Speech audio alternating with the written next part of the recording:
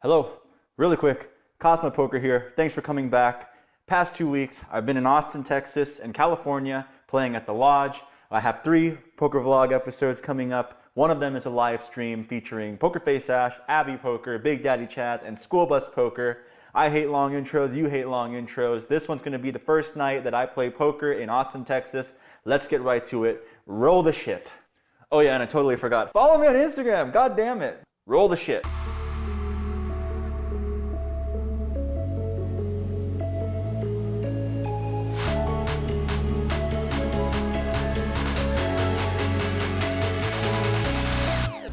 You have cat. You have cat at home? No, that's my grandma's hair. It's not a joke. Shove it. Oh, that was funny as shit. I was not. I don't normally laugh in the back. I will ask no more question about it.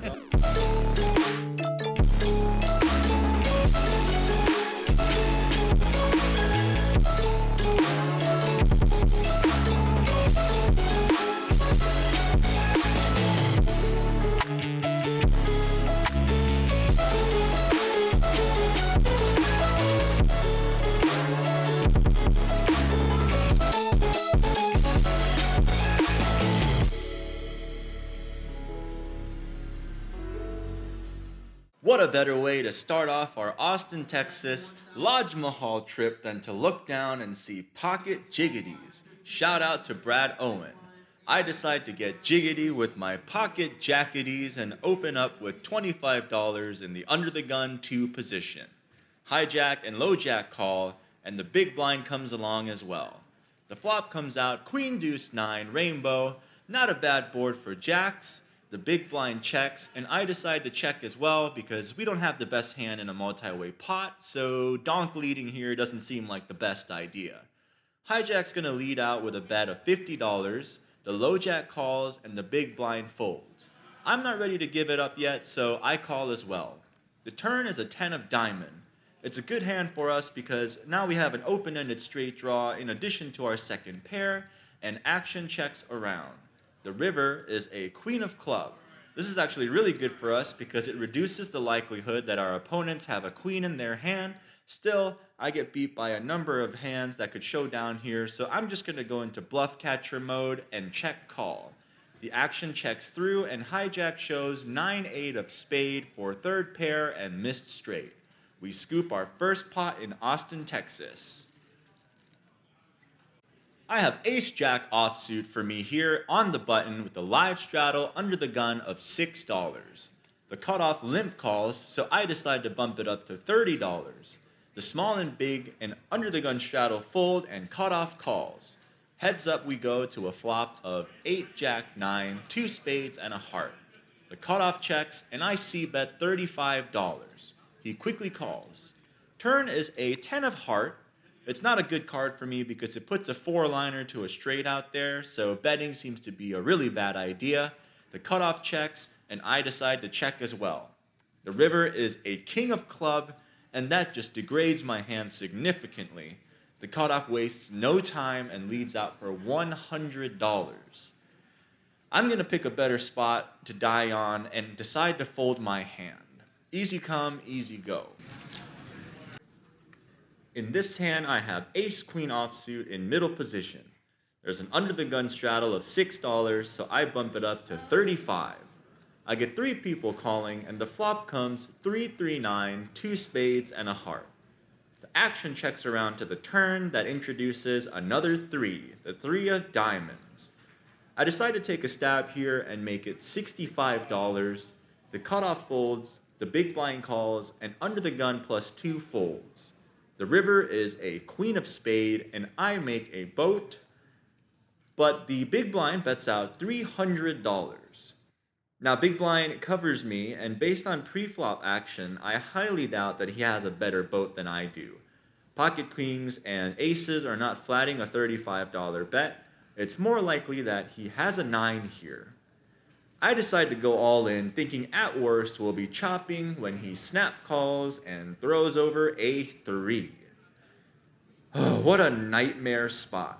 He ends up stacking me, but I don't feel bad because I don't want a flat call there with a hand like mine, And if he honestly has a 3 there for quads, quad 3. it's just a cooler in my mind. You're good, sir. So, I don't know. Let me know if you guys would just flat here or if you would even fold to his bet.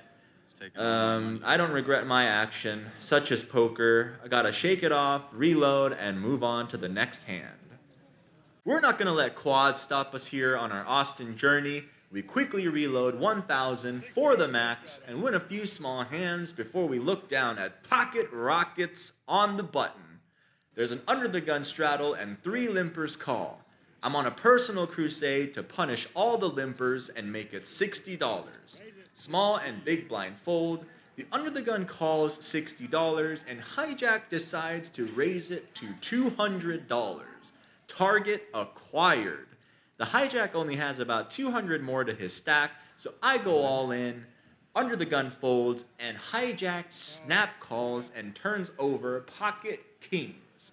We get a clean run out and our aces hold, and it's a really good thing I shoved here because under the gun tells me that he would have turned a straight. We scoop a sizable pot here and keep trudging on. I've heard legends of the actions foretold in the Yee-haw County, but now we're going to get front row seats to see just how crazy true Texas poker can be.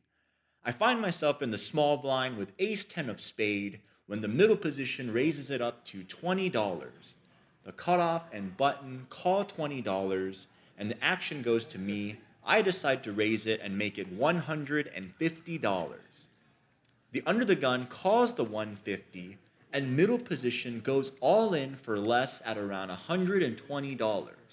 The cutoff calls my $150 bet, and the button decides to go all in for about $304. At this point, I'm going to side call the 304, and under the gun and cutoff both call. So we're looking at a $1,300 pot going into the flop. And the flop leads ace 7 queen rainbow. I'm still trying to wrap my head around what's going on here as action checks around, and the turn is a 9 of hearts, introducing a flush draw. I'm not going to let anyone on a draw see it for cheap, so I bet out $300. Looking back at it now, shoving here is not a bad idea because the pot's so big, but I really didn't know where I stood in this hand, so I made it $300 instead. The under the gun folds, and the cutoff calls $300. The river is a 7 of diamonds, pairing the board, and the flush draw misses. This is where I decide to go all in. I shove here, half as a defending bet, but also because I want to apply pressure to any ace that has a better kicker than mine. The cutoff looks incredibly frustrated as he lays it down, and I scoop the main pot with 2 pair as a full house with pocket nines, the $120 middle position shoving pre-flop wins the side pot. So we fill up here a couple $100, and I just have no idea what other people were in the hand with, and I can't believe that I got out of it with money instead of no money. But hey, I'll take it any day. Yeah. I didn't think you would have kings there. No, you can't fold that. As I get used to playing in crazy Texas poker and just playing poker in general, I realize there's always a continual fine line between betting for value and shooting yourself in the foot by betting more when you're behind. A lot of my professional friends that play much higher stakes are really good at getting max value and getting away for the least amount of pain whenever possible. And as I learn to play better as well, I realize there's a ton of missed value that separates a recreational player from a true professional. And with that forward in mind, I have ace king of club in the low jack. The under the gun limped, and under the gun plus 2 raises it to $20.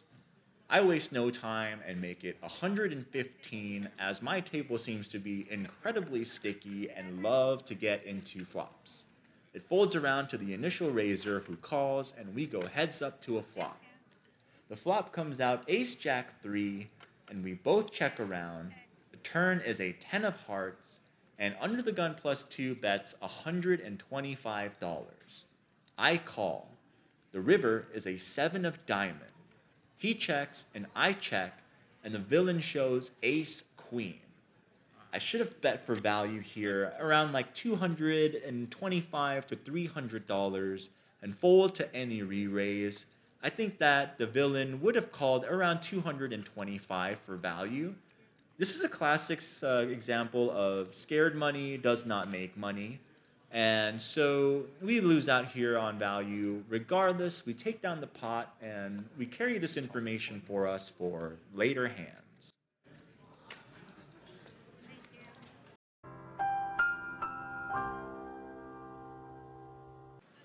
Before we get into this hand, keep in mind, I'm not doing a button straddle.